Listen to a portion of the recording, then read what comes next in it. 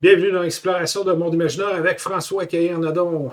Voici le récapitulatif de la saison 3, 10e partie sur la route de Cormul.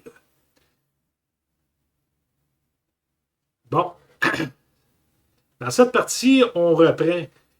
Là, les joueurs ne savent pas que le roublard a fait une petite partie d'une quarantaine de minutes pour fouiller les bassins, puisqu'il voulait faire ça discrètement, sans être vu, dans un moment opportun durant la nuit. Mais ce qui le tracassait aussi, c'est qu'il y avait un aigle géant qui l'a en partie vu faire, mais c'est resté comme ça, et l'aigle il est envolé. Alors, au matin, là, il fait comme si de rien n'était. Je vais aller fouiller les bassins. Fait que là, il expose que les bassins sont corrompus avec des parties de cadavres. Si je me souviens bien, c'était des cadavres de chiens. Mais c'est ça pour libérer du sang et corrompre l'eau des bassins. Ce qui met en colère les Wemmick. Et les Wemmick font un carnage avec l'offreur de la nuit qui restait. Comment il s'appelait? Clébard. Et un de ses acolytes, je pense son sergent ou quelque chose comme ça, je ne me souviens plus. Et là, ils se mettent à rechercher de l'alcool et à interroger les marchands qui sont sur place, voir s'ils ont de l'alcool. Fait que là, les joueurs et le prince interviennent, puis là, ils font un peu le rôle des casques bleus, là, c'est-à-dire empêcher qu'il y ait un massacre plus grand.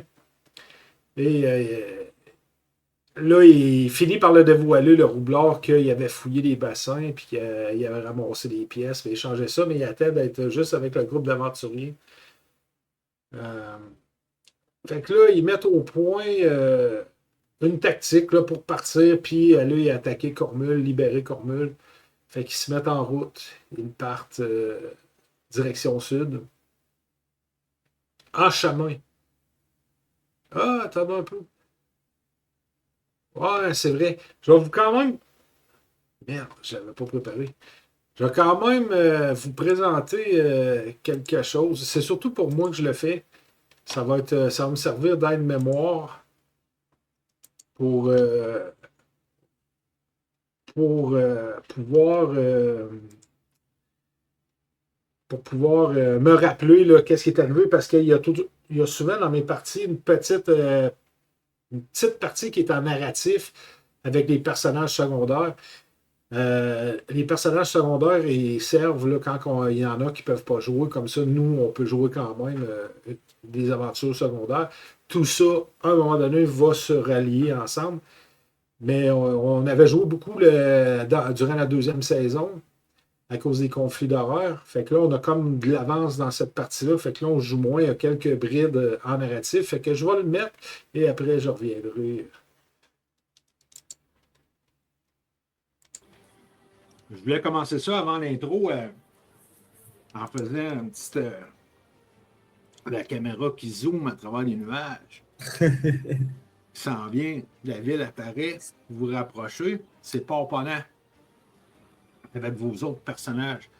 La dernière partie, vous aviez terminé que ça va être juste du narratif, que vous aviez sorti du manoir qui est passé en feu.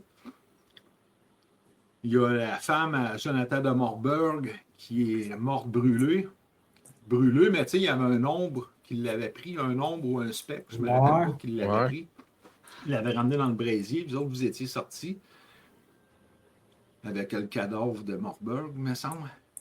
Je ne sais pas si vous l'aviez laissé dedans. Non, il me semble qu'il fallait une preuve. Il me semble qu'il fallait une preuve ou fallait.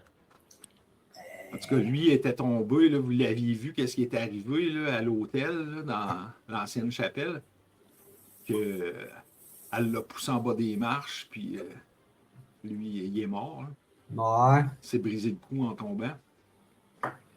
Fait que vous étiez sorti de là, vous êtes parti de là, vous êtes revenu en ville. À Pont-Ponant, Camille, vous avez fait vous êtes reposé, vous avez fait des rapports parce que ça faisait au moins 4 jours, vous étiez parti, 4-5 jours. Puis lui, ben, il était supposé de s'occuper de peut-être du procès du baron von Stern. Ouais. Il a arrêté. Fait que Là, vous apprenez, vous revenez en ville, fait que vous annoncez que Nathan de Morburg, il est mort. Puis vous apprenez que le baron Von Stern, qui devait être jugé le vendredi, il est mort aussi. Il est pendu en prison. Hein? OK. Ah, Il a été il avait peur pour retrouvé sa peau. pendu en prison avec un masque dans la bouche. De la nuit. Ouais, mais. Ouais. Et les gardiens ont dit qu'il s'était pendu lui-même. Oh. Fait qu'après une couple de jours à vous reposer puis à écrire votre témoignage de ce que vous avez vu puis vécu vous étiez là pour protéger le baron Von Stern, à raconter tout ce qui est arrivé. Mais c'est fantastique à cause des fantômes, le fantôme de Morburg. Puis, Ouais. On avait la preuve, là, l'espèce de journal là, qu'on était supposé de ramener, puis tout ça, puis finalement, les bandits, ils ont tué les gars. Là. Fait qu'on ne sait pas si ce livre-là, il a tombé entre les mains de qui. Là. C'était comme la preuve. Là. Fait que vous apprenez que les Dragons Pourpres, ils ont continué leur travail, puis que les équipes suivent différentes pistes qui semblent tous conduire vers des politiciens véreux ou des nobles. C'est vraiment réaliste, ton jeu. Ouais, c'est. Camille Porte-Tête vous demande de surveiller Galbos. En tout cas, si vous leur parlez de lui, il y a un prêtre qui était venu cogner en pleine nuit, là, qui voulait rentrer. Là. Puis lui, qui barrait le passage. Là. Il avait cogné. Ça, c'est dans la game des guerriers. Là. Ouais, là, ça. Il était venu dans la nuit, là, puis il disait je veux m'adresser, je veux parler de Morburg. Puis. Ouais, je m'en rappelle, ouais. Puis là, il était parti pendant un combat. Et il avait sacré son camp, vous avez déplanté là. Je reviens, il s'approche de ses chevaux, puis il décalisse. Ouais, on avait de l'âge de calice, c'est vrai. Ouais, fait que là, en racontant ça dans vos rapports, elle vous demande de suivre ce gars-là, puis de voir c'est qui ça, il sort de où, puis qu'est-ce qu'il fait. Fait que, puis durant les prochaines semaines, de protéger Durport. Puis là, vous avez votre autorisation à cette heure pour assister aux réunions. Puis de le suivre, là, Durport. Il va aux réunions, vous êtes posté là. Fait que, puis vous vous rappelez que Benson il était mort, là, il avait été trouvé mort, là, la gorge tranchée, un masque dans la bouche. Fait que vous apprenez aussi que les hommes du baron Von Stern, ils travaillent maintenant pour les Frères Loiseau. Ouais, puis les Frères Loiseau, ils travaillaient avec nous autres, mais on les aimait pas trop, il me semble, eux autres, hein? Les Frères Loiseau, hein, ils sont sur le siège, là, et ils ont leur place à ce temps au siège. Là, ils vont aux réunions. Fait que c'est comme ça que ça se finit, cette introduction-là. Et voilà. Bon, on va retirer ça. Comme ça va me faire une remémoration, mais qu'on prenne cette game-là. Je pense pas qu'on ait rejoué jusqu'à présent dans notre 3e saison avec eux, à part en début de saison. Donc, on va être rendu là. Fait que tout ça pour revenir avec les personnages principaux. Eux, ils s'en vont vers la route du sud. Puis là, il y a de plus en plus de brouillard. Et ils découvrent des totems. Et à la vue des totems, les Wemmick chargent sur les totems pour les défaire. Et il apparaît dans le brouillard des méphites fumants. Alors, ça suit un combat avec les méphites fumants. Et un coup que ça c'est réglé, les joueurs continuent.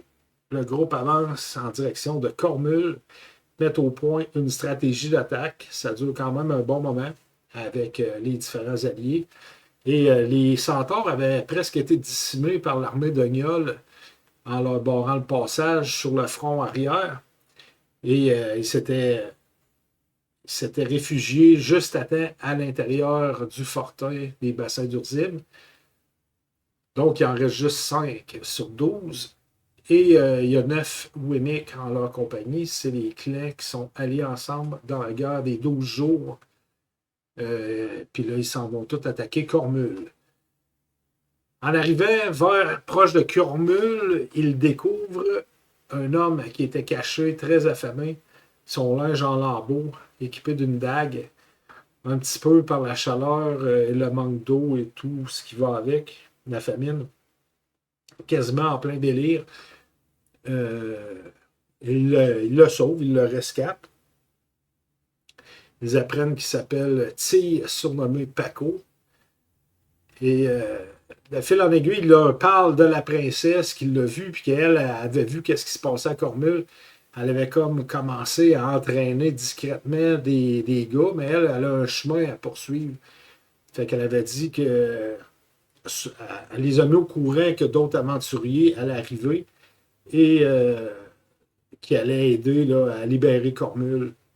Qu'elle elle avait une autre mission plus importante à faire. Fait qu'elle a quand même un peu préparé le soulèvement en formant un petit peu une milice. Puis lui, c'est un héros du peuple.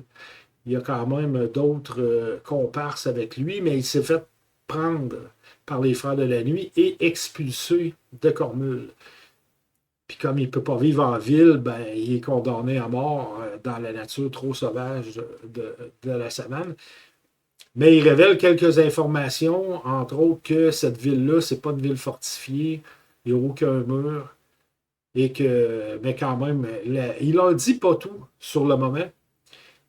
Et là, eux autres, ils se poussent là, avec des sorts, ils se préparent, ils prennent des potions, ils utilisent beaucoup de ressources pour se préparer au combat. Mais ça ne tournera pas comme ils pensent la suite prochainement.